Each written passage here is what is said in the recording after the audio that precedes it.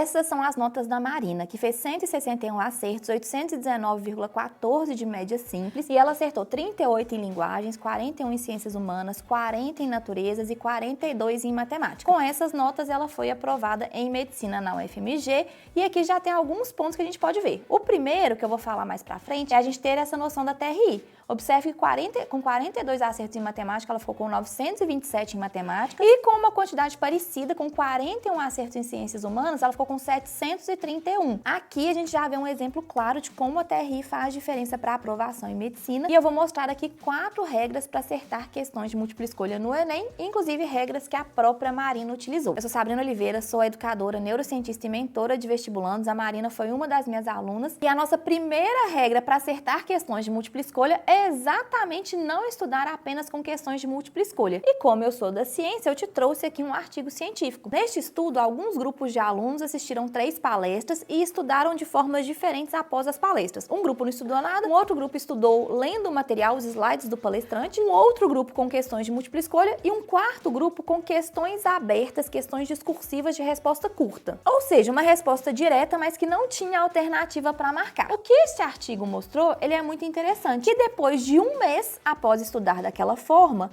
quem estudou com os slides e com questões de múltipla escolhas realmente foi muito melhor do que quem não estudou, mas quem estudou com questões abertas de respostas curtas conseguiu ir ainda melhor do que quem fez questões de múltipla escolha. E este é um ponto que a neurociência deixa muito claro. Quando a gente estuda só com questões de múltipla escolha, a gente reconhece ali a resposta e a gente não consegue aprofundar aquele conteúdo. Se pergunta aquele mesmo conteúdo, mas de uma forma um pouco diferente, muitas vezes a pessoa já não consegue mais acertar. Principalmente as pessoas que estão ali com 30, 35 acertos, para chegar nos 40 acertos, faz muita diferença colocar questões discursivas. Eu gosto muito de questões discursivas da UERJ, da Unicamp, e também nos flashcards, porque nos flashcards a gente também não tem ali a resposta para reconhecer e a gente consegue testar melhor. Inclusive tem vídeo sobre como fazer flashcards aqui no canal. A segunda regra para acertar questões de múltipla escolha é começar pelas alternativas, comando, figura. Calma que eu vou te mostrar na prática como a gente faz isso. E começar pelas questões fáceis e mais rápidas. A gente precisa se lembrar da TRI. Então, pro Enem não é só o número de questões acertadas, são quais questões a pessoa acertou. E dominar as questões mais fáceis faz diferença porque tem o que chama de coerência pedagógica. Aqui eu trouxe 2 exemplos da UFJF.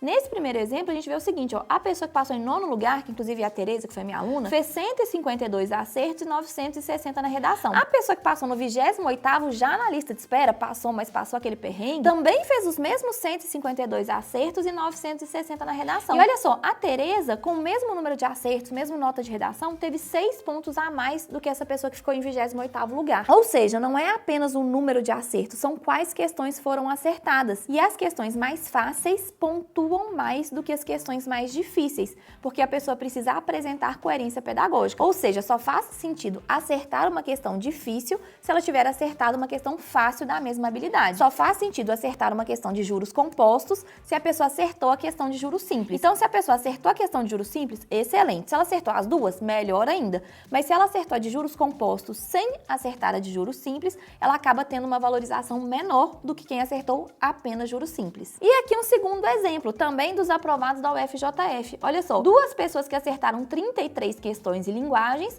uma ficou com 670 pontos e a outra, com os mesmos 33 acertos, ficou com 690 pontos. Ou seja, qual questão acertar faz muita diferença. E por isso, ao ver uma questão, vou colocar aqui um exemplo de uma questão de biologia. Ao invés de ler a questão toda, veja a imagem, o enunciado e as alternativas. Ah, não, isso aqui eu tô sabendo, é sobre membrana celular. Então vale a pena fazer. Na verdade, isso até foi uma questão fácil, considerada fácil no Enem. Agora, se você bate o olho e fala assim, nossa, eu não tenho a mínima ideia do que é isso, fosfolipídio, eu não tenho a mínima ideia, polar, pule essa questão. Porque as questões mais rápidas e mais fáceis serão as mais valorizadas pela TRI. Então, ao fazer uma questão, ao invés de fazer tudo isso aqui, comece pela imagem, enunciado e alternativas. Decida se vai fazer ou pular. Decidir fazer, olhe as alternativas e depois volte no texto. Porque a pessoa que lê o texto todo e depois as alternativas, ela acaba tendo que voltar no texto pela segunda vez. E a pessoa gasta mais tempo. E a gente sabe que o Enem, ele é uma prova de resistência física e são muitas questões em pouco tempo. Então o tempo importa muito, mais do que inclusive para as outras provas de vestibulares tradicionais. Quando a gente olha a proporção no Enem de questões fáceis, médias e difíceis, a gente tem mais ou menos essa proporção. 25% das questões são fáceis, 50% médias e 25% difíceis. Então, quando a pessoa vai fazer essa primeira varredura, ela vai olhar figura, comando e as alternativas, ela só tem que fazer ali mais ou menos um quarto da prova. Então, de 45 questões, se nessa primeira varredura a pessoa fizer 11, 12 questões, já tá muito bom. Não tem problema pular várias questões. A gente está garantindo as questões fáceis e algumas questões médias. Com isso, a gente melhora a TRI e melhora a sua confiança também durante a prova. Procurar esses sinais e escolher as questões fáceis tem 3 motivos. Primeiro, pelo tempo. Então, a gente vai gastar o tempo principal ali nas questões que são mais fáceis, que são mais valorizadas pela TRI. E o terceiro motivo é pelo esforço cognitivo. Se você começa fazendo questões muito difíceis, acaba que você fica muito cansado para as questões fáceis, perde essa pontuação e, inclusive, é desvalorizado pela coerência pedagógica. A terceira regra é fazer marcações estratégicas na questão. Então, no comando, se fala elimine, se fala relacione, se tem alguma palavra ali que é muito importante, a gente precisa ressaltar. E como durante a prova do Enem a gente só pode utilizar uma caneta preta, eu recomendo que durante os estudos você também faça isso.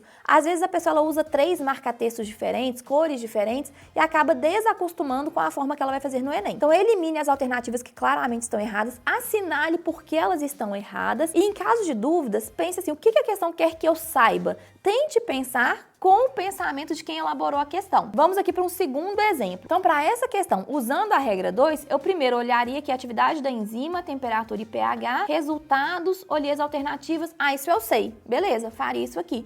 Não, isso eu não sei. Nossa, isso é muito complicado. Pula essa questão foi considerada média. Então chegou o momento que eu realmente estou fazendo a questão. Eu vou destacar aqui algumas coisas. Olha, aqui a atividade da enzima, que aqui tem temperatura e pH. Eu já vou destacar que aqui está aumentando de acordo com a temperatura no mesmo pH e que no pH básico os resultados são muito menores. Aí eu vou ver, o aumento do pH leva a uma atividade maior da enzima. Não, claro que não, tá? Olha aqui. Aumentou o pH, diminuiu. Então aqui a gente já pode colocar atividade maior. Riscou aqui com atividade maior. A temperatura é o principal inibidor da enzima. A temperatura, não, está diminuindo muito mais por causa do pH. Então não é temperatura, é pH. Escreva aqui. O ambiente básico reduz a quantidade de enzima necessária na reação. Mas será que a quantidade de enzima está reduzida? Nosso resultado está menor, então não faz sentido. Por quê? Não é reduzir a quantidade de enzima. Inclusive, para eu ter mais resultado aqui, no pH básico eu teria que colocar mais enzima. Vamos mudar isso aqui. O ambiente básico reduz a quantidade de substrato metabolizado pela enzima. Será? Será que aqui reduziu porque diminuiu o substrato? Fiquei na dúvida. A temperatura ótima de funcionamento da enzima é 30 graus. Nossa, é mesmo, 30 graus. Independente do pH. Nossa, fiquei em dúvida entre essas duas. Então, olha só, eu já marquei. Já tirei 3. Tô em dúvida entre essas duas. Como que eu vou resolver essa dúvida aqui? Muita gente fala, Sassá, eu sempre fico em dúvida em duas e eu sempre marco errada. Aí, nesse caso, a gente volta no enunciado, volta na figura e volta nessas duas. Então, de novo, o ambiente básico reduz a quantidade de substrato metabolizado pela enzima. Ah, não, pode ser mesmo. Então, se está metabolizando menos substrato, tem menos resultado. Faz sentido. Mas será que como que o pH afetaria a quantidade de substrato? O aumento do pH, ele pode desnaturar a enzima. E com isso, vai metabolizar menos substrato. Esse é um conhecimento que se eu fosse um elaborador eu gostaria que o aluno soubesse? Então, com certeza, desnaturação de enzimas sempre é cobrada. E deixa eu ver esse outro. Que a temperatura ótima, independente do pH, não faz sentido. Porque aqui deu o pH e tem diferença relacionando ao pH. Então eu voltei nisso aqui, olha o que o gráfico está falando. E essas duas, eu confronto essas duas. Então, a resposta certa é a alternativa D. E aí, vamos supor que você pensou nisso aqui e chegou a hora de passar o gabarito. Aí a gente vai para a nossa quarta regra, que é o seguinte: não mude a alternativa na hora de mudar o gabarito. Tem pesquisa sobre isso. O que acontece? Na hora que a gente estava aqui discutindo se era a alternativa D ou a alternativa E, que você estava discutindo mentalmente ali e pensando e confrontando uma em outra, você está no modo focado. Nesse modo focado, o seu cérebro ele toma decisões mais sábias, ele toma decisões mais racionais. Na hora que você está simplesmente passando o gabarito e você fica assim, não, é letra E, não é letra E, é letra E.